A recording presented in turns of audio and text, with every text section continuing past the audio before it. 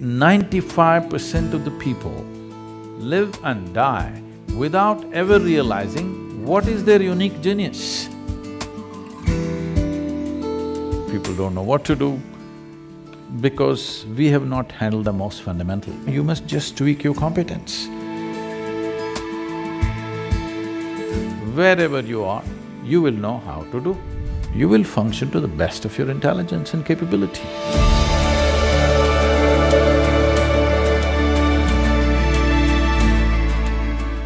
One of the things that someone that we actually met a couple weeks ago, the Dean of Harvard Business School, said to me, we were talking about leadership, and he was sharing his philosophy about leadership as the dean of a major business school.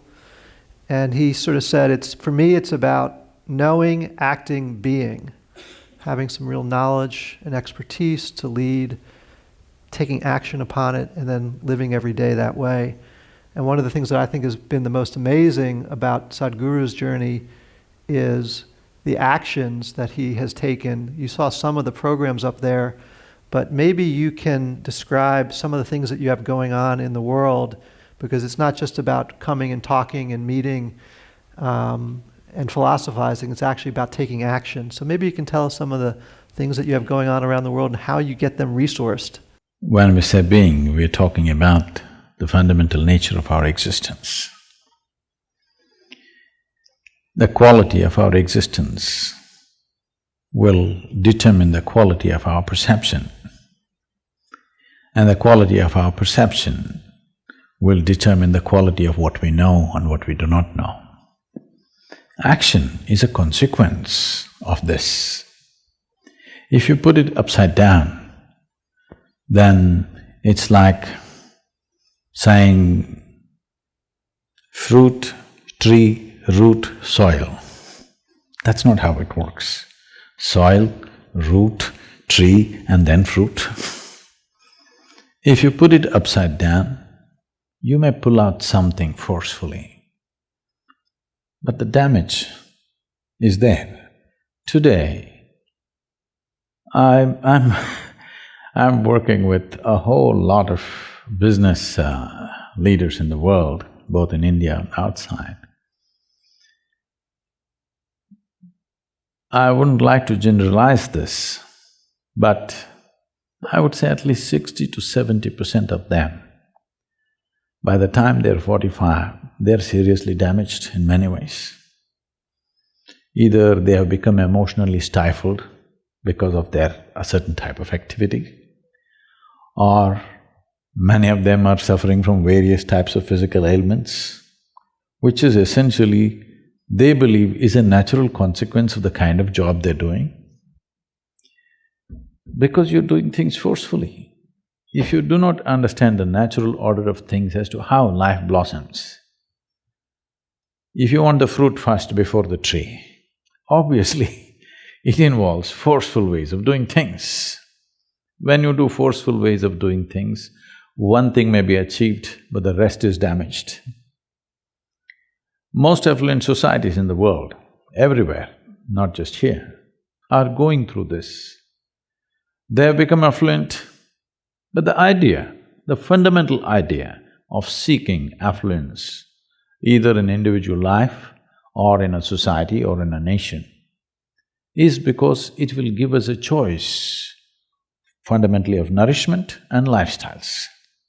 This is the reason why human beings seek affluence, so that it'll give us a whole choice of nourishment and lifestyles. Now, if you look at people's lives, these choices are not something that they're enjoying. These choices are just freaking them out. People don't know what to eat, people don't know what to do, because we have not handled the most fundamental. We want to be on the racetrack, but we don't want to build a machine for it, we just want to win. Nobody wins a race because they desire it. Who doesn't desire victory? Everybody does. But only competence wins in the end.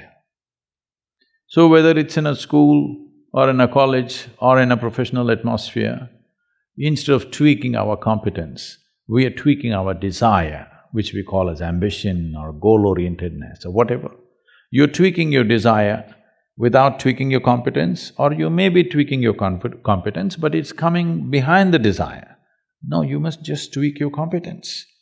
What you can do may be beyond your desire, or it may be a little less than that, we don't know. But without tweaking your competence, you're trying to tweak your desire, which causes an unnecessary sense of stress when you do well. Look at the pain of that.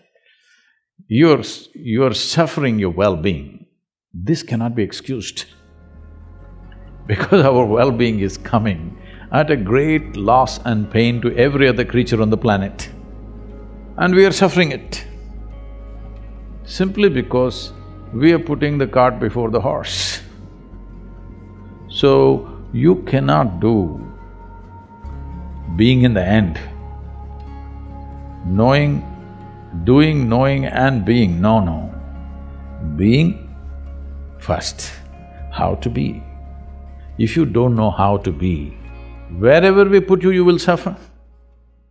If you know how to be, whether you work here in San Francisco or you have to work in the Mars, it doesn't matter.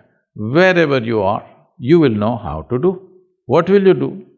You will function to the best of your intelligence and capability. That's all you can do. In our lives, if we do not do what we cannot do, it's not an issue. But if we do not do what we can do, we're a disastrous life. That's all we're trying to avoid, that we don't end up not being able to do what we can do.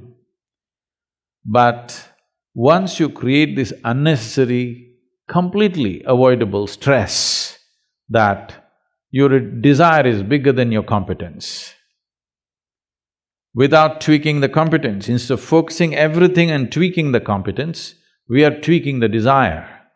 Now you're creating a situation where there is stress.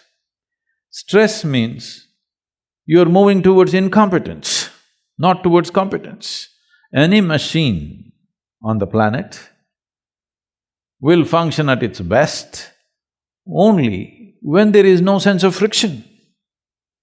The least amount of friction means that machine is the most efficient machine.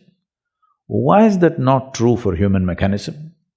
If this functions with least amount of friction, this will function at its best.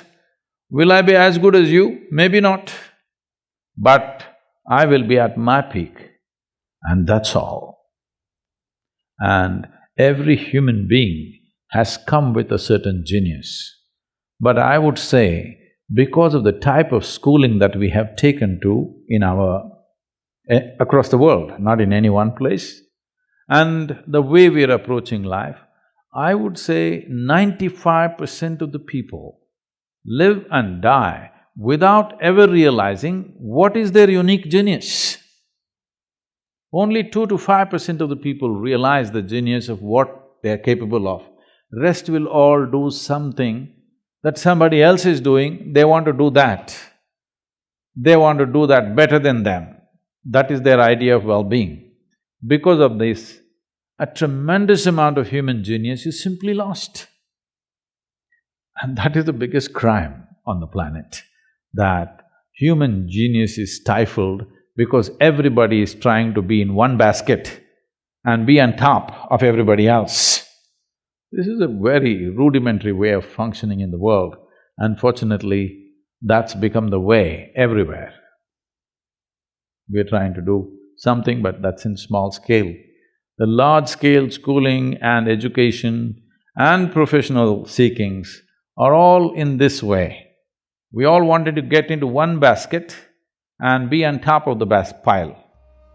It's a cruel way to live. If you get there also, you will suffer. If you don't get there also, you will suffer.